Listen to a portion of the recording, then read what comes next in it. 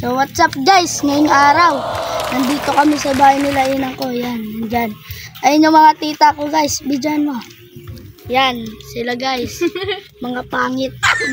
So aakyat tayo ngayon ng siguelas guys kasi marami ng bunga. So dyan makakyat ako. Yan, may dala parang cellphone. Bababa ko na. Akyat tayo guys. Yan. Yan. Marami ng hinog dito guys.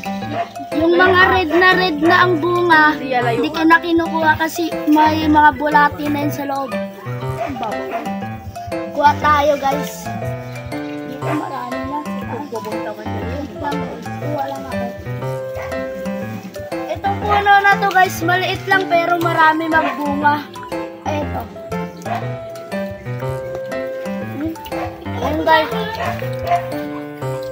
Kung gusto nyo guys, pumunta kayo dito sa Tarlac. Meron din, kung meron kayong tanim, anyway. Guys, ito. Marami dito.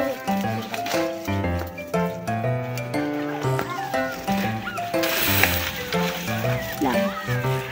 Ito guys. Malaki guys. Yan. Hinog na guys. So, tikman natin.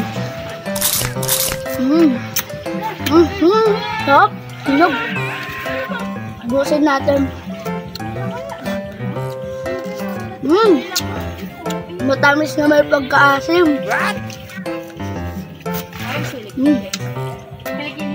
Hop. Masarap. Isaw-saw sa asim guys kung gusto nyo. Pero kung ayaw nyo, bahala kayo. Yeah?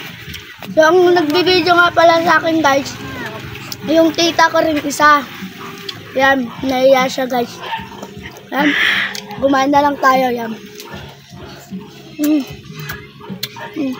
Baba na tayo guys. Baka malaglag pa tayo dito.